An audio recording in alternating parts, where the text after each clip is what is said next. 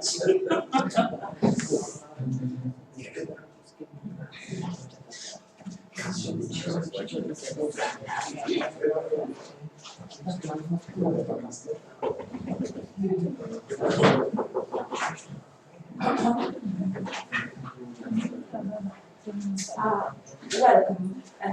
We are having our guest from Romania. It's Andreea. Sorry. And she will be speaking about Slovak Romanian parallel corpus. So enjoy it. Dzień dobry, or good afternoon, everyone. Before starting my presentation, I would like to tell you a story. It is actually a story about a very famous writer who went to Japan, and he was invited to a university there to give a lecture to students. And because most students did not understand spoken English, they decided to commission an interpreter. During his talk, the writer told a very amusing story. And when he finally finished it, because it was a very long story, he just stopped in order to give the interpreter the chance to translate it. But to his surprise, the interpreter only used a few words. So he finished it in a few seconds, and when he was done, all the students laughed loudly. Okay, the presentation went on. When it was done, the interpreter talked to the writer thanked the interpreter, and the writer asked, well, how is it possible to translate it in a few words? The interpreter laughed, he smiled. He also looked at him and he said, well, I haven't translated it at all, actually. I told the student, this honorable man has just told you a joke. It is time for you to laugh. So they all laughed, indeed. So I use this introduction because I somehow relate it to the topic of my presentation today, which is a Slovak Romanian parallel corpus. About 2 years ago, I went to Bratislava to the Institute of Linguistics, Ľudovít Štúr, of the Slovak Academy of Sciences, and there the foundation of this corpus was laid. The person in charge of it was the informatician Richard Kovac. I'm only a lexicographer, so I cannot say that I can handle the computer so well in order to compile a corpus. And as a matter of fact, one of the major fields of research at this institute in Bratislava is corpus linguistics and natural language processing. Not only did they compile the Slovak national corpus and also a spoken corpus, but they also deal with bilingual resources. And when I say this, I refer to corpora which include very well-known languages such as English, German, French, and also less successful, if I can put it that way, languages such as Romanian and Bulgarian. Our corpus can be accessed freely through registration and login. You have the link there, so it is bonito.corpus.sk. And we all know that parallel corpora refer to translation corpora. So when we have such a corpus, there is a text translated into another language, into one language or more languages. And the target of this idea is to be able to find the differences and the correspondences between the two languages. As a matter of fact, our corpus is not very big. It is quite a small one, so I can describe it as an experimental corpus, also as a minimalistic one. We have here an overview of the resources we used. There are only 3 books, 3 Romanian books, and also one governmental document. The books were written by Romanian authors from the 12th century. They are quite well-known authors. One of them is Mircea Eliade, who wrote Noaptea de Sânziene. There is also George Călinescu with Enigma Otiliei, Constantin Chiriță with Cireșarii, Cavalerii Florii de Cireș, and the government document I was telling you about is actually a cooperation program between the Ministry of Culture in Slovakia and the Ministry of Culture in Romania for the years 2016-2020. You may ask me why only 3 books and why is the corpus so small? Well, the answer is very simple. Being a rare pairing of languages, it was not easy to find books or existing material, existing resources in both languages. Okay, this was one aspect. Then, secondly, there were also some copyright issues, which always have to be taken into account. Thirdly, it's not easy to get in touch with authors, with translators, with publishing houses.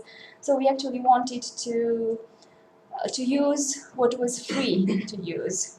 And moreover, these were electronic versions. We did not want to use paper versions because it was not a financed project, and doing the OCR of it would have supposed very time-consuming tasks. So these are the reasons, and of course,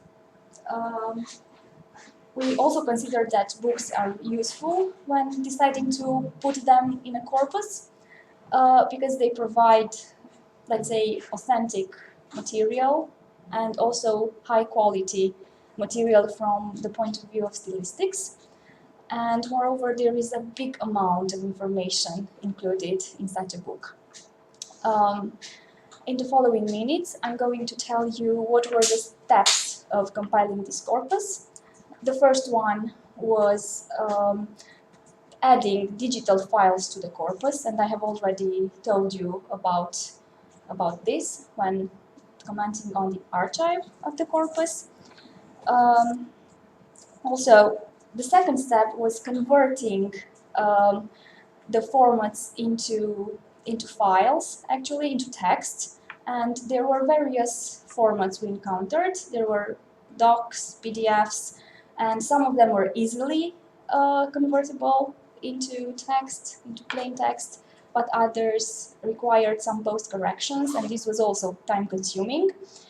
And when I say post-corrections, I mean removal of headers, of footers, of page numbers, of boundaries between the pages, also of indexes, of content, which maybe was not translated into the Slovak text. So what we finally had after this stage was a paragraph-structured text. Then thirdly, tagging came. The text was split into tokens, and of course both words and punctuation marks, and then also segmentation referring to sentences was employed here. The tagger used for the Romanian language was tree-tagger, of course with a Romanian parameter file, whereas the tagger used for the Slovak language was Morphodita. This was a specialized morphological analysis tool, and it was also trained on proofread data. After being done with this step, what came next was bibliographical annotation. From the book's colophon, information was taken about the book. Well, of course, the title of the book, the author, the publishing house, the publishing year, the translator's name, the ISBN, and so on. So a unique identifying code was given to each resource, and then a file was created with all these codes, and all of it was inserted into the corpus. The stages I described are common to all corpora, you of course know this, but what really distinguishes parallel corpus from other types of corpora is alignment, the alignment process, and this is what came next. For this, the tool used was an open source tool, Unalign, and it managed to align sentence by sentence, maximizing the matching score. sometimes for one sentence, more sentences were corresponding, or no sentence was there for it. And I have here an example of a multi-sentence alignment. In Romanian, I have two sentences. The sentence bolted is "the doctor continues," and then we have "tomorrow when you go to school, tell your teacher that you're not going to come anymore." Okay, so the first sentence is inserted, actually, is aligned together with the other one. Okay. During this stage, also sync marks were inserted in the corpus in order to keep the track and to get better alignment results. And also an optional dictionary was created in order to improve the process, and it was bootstrapped by Punaline by the tool itself. Okay, and the final step was corpus finalizing. Tagged vertical files were concatenated into one general file, and also every sentence got its index number, and then all these index numbers were just put in one separate file. I prepared now some information about the corpus itself. As I have already told you, the corpus is not a big one, so do not have high expectations from it. The corpus consists of 45,524 Romanian sentences compared to 46,070 Slovak sentences. Also, 688,867 Romanian tokens compared to 603,111 Slovak tokens. 37,244 Romanian words compared to 53,384 Slovak words. Also, 16,380 Romanian lemmas compared to 21,718 Slovak lemmas. You can see here, unfortunately, it is not very clear, the Romanian word list. Well, I was interested, of course, in Romanian because this is my mother tongue. And I can see that the most frequent words are connectors, such as she, which means and, also de, which is of, or it may also have other translations depending on the situation, to, in, with, on, because, also numbers, with actually in Romanian the indefinite article coincides with number one, so we cannot for sure from the first look distinguish between their use. Okay, this is the query window in the Slovak Romanian corpus. There are different types of queries which can be made, simple queries, but also more complex ones through different types, such as the word on the left, the word on the right, of course, the word itself, the lemma, also combination of words. The subcorpus is also a category here, and so on. And now I would like to give you one specific example. I searched for the word carte, which means book, and these are the concordances that I got. I can see that it has 303 hits, and as I told you, on the left there is the unique identifying code of the book, the concordances. I can easily see the word, again the code, and on the right I have the translation. And you can see one specific example. She was quite, or she had quite a sick and irritable temper, let's say, and she was lying all the time on a sofa in a room reading a book, right? Okay, I can also search for this word joined by the definite or the indefinite article. I can also do it if I want to find the examples in the plural. Here I selected some examples of the noun accompanied by the definite article. Looking at the book, taking the book out of the box, giving him the book back, and so on. Okay. Not only the word book, but I also selected other words which are actually polysemantic, and the corpus allows me to make the difference between the two different meanings.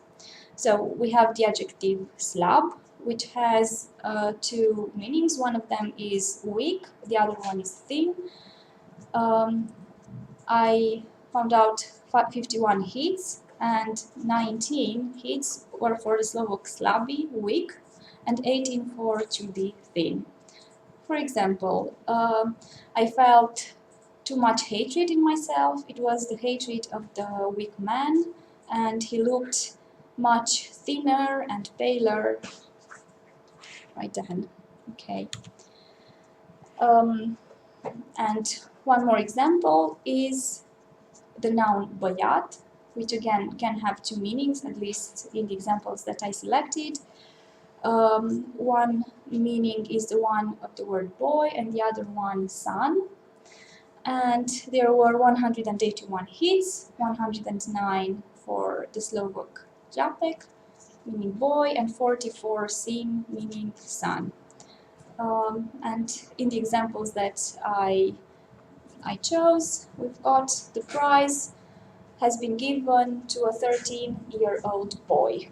Okay, and her only desire was to have a son in the second one. Okay, a very useful function is the one of identifying collocation candidates of a word. I took again the first word I was telling you about, which is carte, book, and I found the following candidates. Carte poștală has the highest T-score. It actually means postal card. So first of all, used in the singular, okay, with higher frequency. And then in the plural, cărți poștale. Also, carte de vizită, which is business card. Carte de joc, playing card. Carte ilustrată, cărți ilustrate, so both the singular and the plural. Illustrated book or books. Pachete de cărți, packs of cards. Să joace cărți, to play cards, and also citit cărți, to read books. So these are the collocation candidates used, or encountered at least. Another function which I would like to present is the possibility of doing a parallel query. So I actually searched for the word carte, but I wanted to see all the context in which the word kniha is used in Slovak. And out of 303 hits, which I had for the word book in general, I got 201 for this parallel query. And I can see also that the majority are from one book only. Yeah. Now, when you may ask me if this corpus is useful or not, right? And I would say that I consider it useful. Well, it of course has the same ways of using it as other parallel corpora, but for us it was an experiment. It was the beginning of something. We think that it could be valuable for learners and for teachers, so they may find authentic Romanian text there. Also, it may be a way of helping them to get metalinguistic competence, right? They may see which word is a noun, which one is an adjective, and so on. Secondly, I consider that translators and theoreticians of translations could also benefit from the corpus, especially if they want to analyze the techniques used in translation, or if they may want to see what words were taken out, what words were inserted and did not appear in the source language, and so on. Also, how were idioms translated? What about proper names? So these are all ways of doing research here. Thirdly, it could be of good use to lexicographers. They may want to create maybe a corpus-based dictionary. This could be the beginning, of course, not the end. Also, and to other linguists who may be interested in computers, so they may develop machines, maybe with the help of other informaticians, to get translation tools, which would be really useful. Okay, we know that the corpus has several drawbacks. Okay, I have talked about them. It should be enriched with other Romanian resources, and why not, it should become a bidirectional corpus. So, yeah, this would be a plan, but it was not easy to find texts in Slovak translated into Romanian electronically. This was the desire, firstly. And why not? We should learn to also tell a Japanese story, and this time translated into English, but with real words, not only with gestures. Okay, so this would be my presentation. I have also prepared some information about my institute and about some of the activities we are involved in. Maybe I should also present them to you now or a little bit later, now I guess. Okay, so as I told you, we work, me and Elena, for the Institute of Linguistics, Sextil Pușcariu in Cluj-Napoca, Romania. Here you can find information about our institute. There are several main projects in the institute. Let's say the most famous one, or the one that we most care about, is the Dictionary of the Romanian Language. We also work for that department, but there is also a Dictionary of the Romanian Literary Language, a Romanian-Hungarian dictionary. There is also an atlas of the Romanian language. Onomastics is also a point of interest, and especially Romanian manuscripts. This is more and more, let's say, people are more and more interested in our institute in this last topic. Also, we have a journal. It is biannual. It is called Dacă Romania. You also have the link there, and you can see where it is indexed. So we kindly invite you to publish articles in our journal. You can write us an email, or we can also give you the email of the person in charge of the journal. And there are also scientific manifestations.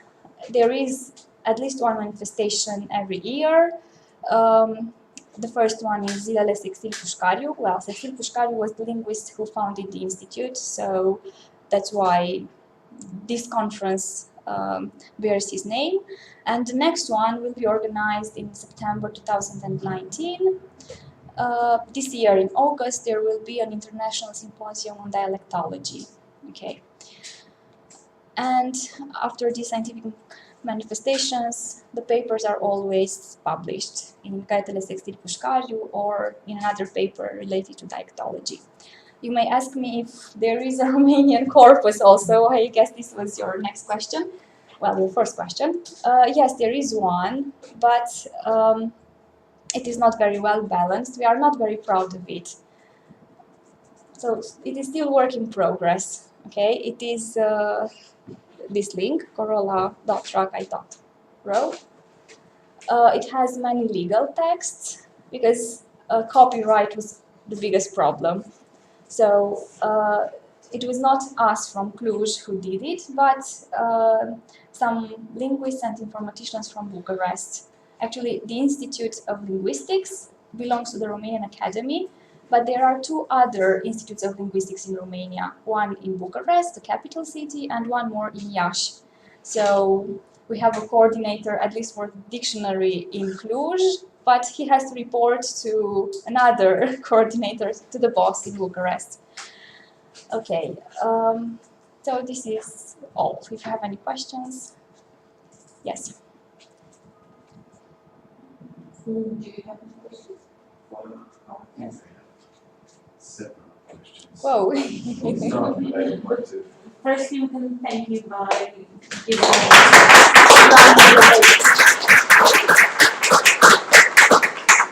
and the biggest fan. You should start. If you have questions. asking questions. Well, I was a little bit surprised by the different number of such a difference in numbers between lemmata between Romanian and Slovak. I'm not surprised in the difference of running words, because Romanian, which is an inflecting but not a highly inflecting language, has always more words. If you compare Polish to English, it's 1.4 or whatever, something like that. Okay. It's the difference. So the difference is not surprising, but I was surprised by the number of different lemmata. Why is it so? I think it is all due to translator subjectivity, because maybe you noticed that it was one translator that translated 2 books and one more translator, so I guess this would be the explanation. And another question about lemmatization. Yeah. You've shown the collocations. Yeah. It seemed not to be lemmatized. I think I saw singular and plural. At least as far as I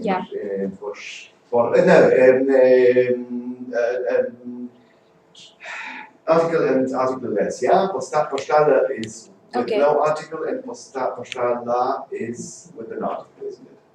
No, postale is with no article. Yeah, and postala, Postale, it's a plural. It's a plural, yeah. Yeah, Okay. so it's not lemmatized here. You didn't use the lemmatization.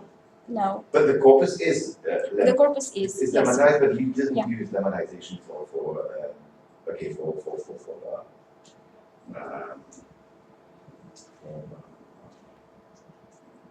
and another question, is it part of a larger project? I mean, do the Slovaks have an array of parallel corpora? I can show you. The Czech intercorp, which is there are, I think, 25 or 21 different languages which are. This is the list of corpora they have. It's in Slovak. So. Okay, so that's okay, and I actually saw that there is also an English-Romanian corpus, but it's very, very small. Okay, I also participated at the compiling of the Slovak Romanian corpus, so that's why I dared to present it. Okay, so the parallel corpora is this one, but I cannot tell you about other ideas. Okay, but there are some. So the infrastructure is taken from these parallel corpora. Okay. Yeah. And not a question, a remark. I wouldn't be so scared about scanning text, especially if you sacrifice the best quality. I mean, scanning is very effective nowadays, and actually, the number of mistakes is more or less acceptable. Because I was compiling some time ago. I compiled internal corpus for the dictionary. Okay. So, frankly, we weren't so much frightened of, because it was only for internal use. For mistakes. It's more relevant, especially for lexicography. It's more relevant, more important to have a large corpus than a very tiny corpus. And so we hired people who scanned the text, and I just asked them to look them through with word spell checker. Okay. Yeah? And what's signed by the spell checker as a mistake is a mistake. Anything else goes. I see. I totally agree with you, but keep in mind the fact that this project was really small. So you just imagine, I went there on an academic exchange as I came here, and we decided to do something together. and this is what we did. So, But if yeah. you try to scan, I wouldn't be so. It's really not as time consuming as one thinks. Okay. Yeah. Thank you. Thank you. By the way, I don't know. I suppose that also in the language fair, Romanian, Slovak. Okay, Slovak is 5 million community. Very small. What? Medium, yeah, very small language community. But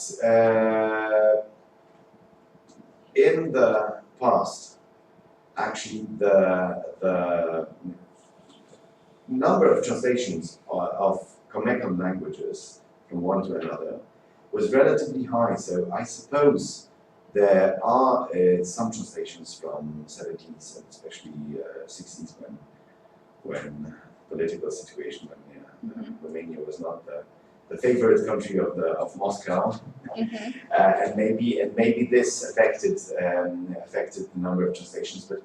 But in that times there was a number of translations, and usually these were quite good, much better than they are nowadays. Nobody cared about money at the time, so the translations are of rather high quality. Okay, thank you. Anyone else want to ask? Yes? Okay. Actually, I was quite interested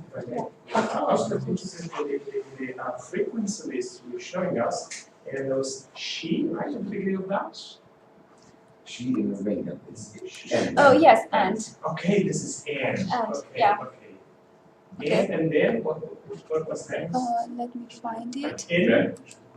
Then we had de, which can be translated as of or at or to, depending on the context, but normally of or at.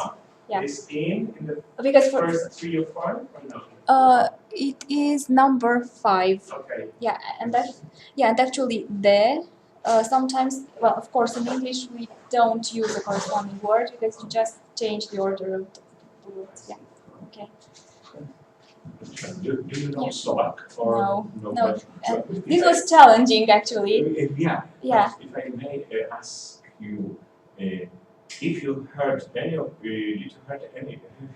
opinion from your colleagues, both Slovak or Romanian, if they discovered something surprising for them concerning their own languages, thanks to these corpus. Well, I haven't heard anything surprising from anyone, unfortunately, but maybe in the future. I thought about the structure of the language, the order of words and so on. Not yet.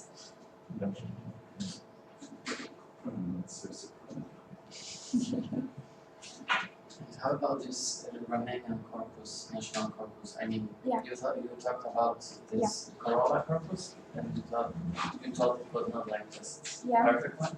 Yeah. And is there some work being carried on this corpus in order to improve it, or is there any new corpus? They promised they would improve it. Oh, okay. Yeah. Yeah, but again, it's a question of copyright, so we are just waiting. Yeah. These Romanian manuscripts, these are manuscripts conserved in Romania or written in Romania? Well, written and conserved. Not necessarily written in Romanian. Well, written in Romanian. Yeah, so in the Romanian language. In Romanian language? Yeah.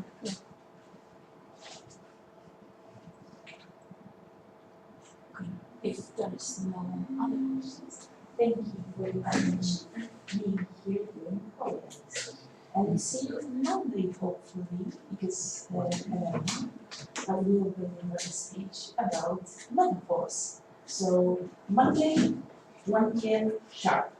Okay, requiem, is it right? Yeah. Okay.